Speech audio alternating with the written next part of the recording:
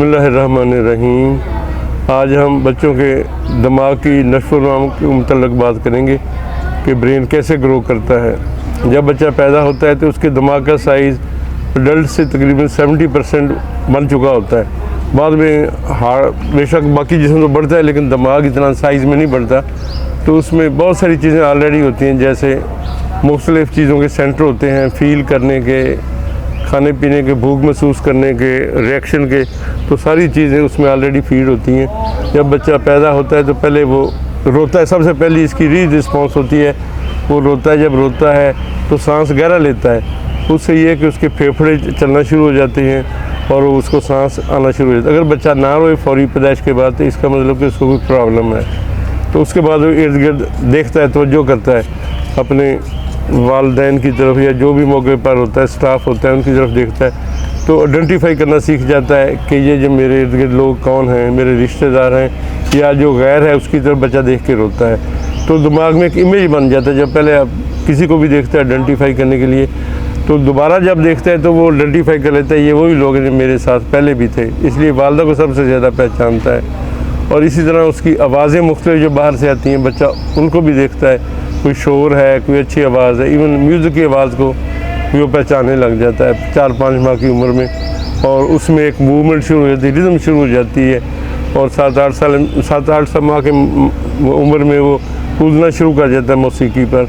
तो ऐसे ही वो जब टच करते हैं, ये सेंस भी उसमें डेवलप, हाथ लगाते हैं किसी चीज़ को, गर्म को, सर्द को, या उसमें कोई ठंडी चीज़ लगती है या वाइब्रेशन, पेन, ये सारी चीज़ें वो फील करता है। तो ये सारी चीज़ें जो है, ये रिफ्लेक्सेस जो होते हैं, पहले बाजू से टच करने से दिमाग में जाते हैं, स्पाइनल कॉर्ड में, फिर हाथ खींच लेता है। अगर गर्म चीज़ होगी तो वो समझ जाती है, दोबारा उस चीज़ को हाथ नहीं लगाएगा, इसलिए फिर वो बोलना शुरू कर देता है। और जब बोलता है शुरू में तो आवाज़ें मुख्तलिफ निकालता है जिसकी आमतौर पर समझ नहीं आती, लेकिन के वक्त के साथ साथ वो अम्मा, अब्बू, बाबा कुछ ना कुछ कहना शुरू कर देता है। और आमतौर पर 1 साल में 2-4 लफ्ज़ कहना शुरू कर देता है, और ज़्यादा उम्र में 2 साल की उम्र में बोलना शुरू कर देता है। और हम देखते हैं कुछ बच्चे जो पैदा होते हैं उनकी अटेंशन नहीं होती माहौल की तरफ, वो गौर से नहीं देखता, चीज़ों को पहचानता नहीं है। तो आवाज़ आए उधर नहीं देखता, तो उसका मतलब है कि उसको कोई सीरियस प्रॉब्लम है। जब तक वो तवज्जो नहीं करता, इसका मतलब दिमाग उसका कमज़ोर है। और वक्त पर तो बच्चा रोता ज़्यादा है, और उसको हम देखते हैं कि उसको कोई प्रॉब्लम, एक तो भूख प्यास के लिए बच्चा रोता है कि जब प्यास ज़्यादा लगती है या भूख लगती है, दूध मांगता है, माँ को पता चल जाए बच्चा दूध मांग रहा है, और उसके बोल तो सकता नहीं, तो बाज़ वक़्त गीला हो जाता है, उसका मतलब पैम्पर बदलने वाला होता है। तो ये वो तवज्जो बस अपनी तरफ, जब उसको बड़ा होता है फिर वो तवज्जो बोल के या इशारों से, लेकिन समझना शुरू कर देता है कि ये कोई बात हो रही है, तो उसको थोड़ी बड़े होते होते उसको समझ आना, लेकिन बोलता बाद में है। तो इसलिए बच्चा अगर बहुत ज़्यादा खामोश है, वो भी एक मसला है। कई बच्चे वो ऐसा खामोश रहते हैं कि इस चीज़ में दिलचस्पी नहीं, दोस्त नहीं बनाते, तो वो भी एक नफसियाती है अलामात की, बड़ा हो के हो सकता है इतना नॉर्मल ना हो। और तोड़ फोड़ करता है, अगर चलता फिरता है लेकिन उसको ज़्यादा अग्रेशन रहती है, तो अब नॉर्मल चीज़ें हैं। तो अब इसलिए हम इसके बाद हम देखते हैं कि बच्चा जब 2-4 साल का हो जाता है तो फिर हम देखते हैं कि उसको पेशाब पर कंट्रोल, वाशरूम जाना माँ सिखाती है कि वाशरूम में सही तरह जाए, तो वो फिर उसका पैम्पर बदलना ना पड़े। तो ये 2 साल की उम्र में बच्चा सीख जाता है। पेशाब ऊपर करने की बहुत सारी वजूहात हैं, लेकिन ये टाइम के साथ बच्चा सीख जाता है।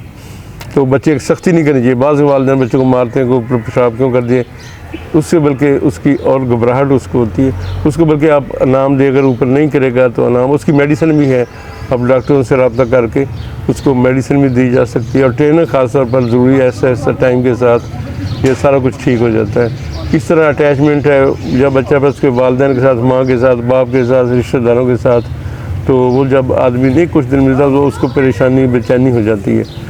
तो ये सेपरेशन जैसे तलाक हो जाती है वालिदैन में, तो उस वक्त बच्चों पर बहुत बुरा असर होता है, क्योंकि बच्चे में से माँ या बाप ना रहे तो या उनसे मुलाकात ना हो तो वो फिर अपसेट होता है। तो दादा दादी के साथ ही बच्चे घर में अगर हैं तो उनके साथ बच्चों का बड़ा रब्ता होता है, क्योंकि उनके पास टाइम होता है।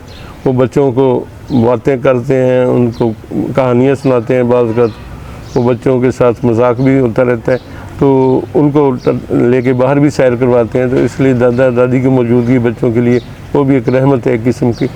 तो जब चीज़ें, और दूसरे दिन हम देखते हैं कि चीज़ों को वो तरतीब देना, चीज़ों को तरीके से रखता है, हर चीज़ को जानता पहचानता है। खिलौने जो किसी और के हैं वो बच्चे किसी और बच्चे के उसको वापस करता है। तो ऐसे उसको चीज़ों की पहचान शुरू हो जाती है। तो इसके बाद हम देखते हैं कि बाद का बच्चा ज़िद भी करता है, जो चीज़ वो उसको पसंद है वो कहता है मुझे हर सूरत में मिलनी चाहिए। अलग बात नुकसानदेह चीज़ें होती हैं, लेकिन वो फिर लेटता है, बाद एहतजाज करता है, बाद लेट के टांगे मारते हैं, बाद बच्चे बाद रोना शुरू कर देते हैं, चीखें मारना शुरू हो जाते हैं। लेकिन वो जैसे जैसे बड़ा होता है वो अपने काम बहुत सारे आज़ादी से करना चाहता है। कहते मैं खुद करूँ, बेशक खाना खाना है तो खुद खाऊँ, या चलने का काम शुरू, चीज़ों को पकड़ना शुरू कर देता है। तो ये बड़ी एक प्रॉब्लम होती है। वालिदैन कहते हैं हमारा बच्चा खाना नहीं खाता, जिसको भूख नहीं लगती। शुरू में एक्चुअली बच्चे को नहीं सिखाते नहीं है। बड़ों की जिम्मेदारी है कि जब भी वो बैठे खाने के लिए बच्चे को साथ बिठाएं, ताकि बच्चा देखे बड़ों की तरफ तो खाएगा। अगर आप शुरू में फीडर कई साल तक देते रहते हैं तो बच्चा स्कूल में जाता है तो फीडर उसके साथ जाता है, तो वो सब प्रॉब्लम है उसके लिए बहुत ज़्यादा। और खाना खाना बड़ा ज़रूरी है। 8-9 माह की उम्र में हम उसको सॉलिड डाइट देनी शुरू कर देते हैं, तो उसके बाद हम देते हैं कि इसको दूसरी कोई ना कोई चीज़, फिर वो सालन रोटी भी खाना शुरू कर देता है, चावल खाना शुरू कर देता है। तो ये बच्चे को आदत शुरू में डालनी चाहिए। अगर नहीं डालेंगे तो फिर वो वीक हो जाता है, सिर्फ दूध पर गुजारा नहीं होता। तो इसी तरह हम बच्चों के मतलब मज़ीद भी गुफ्तगू जारी रखेंगे, बच्चा कैसे डेवलप होता है उम्र के साथ, उसमें कौन कौन सी तब्दीलियाँ आती हैं। शुक्रिया जी।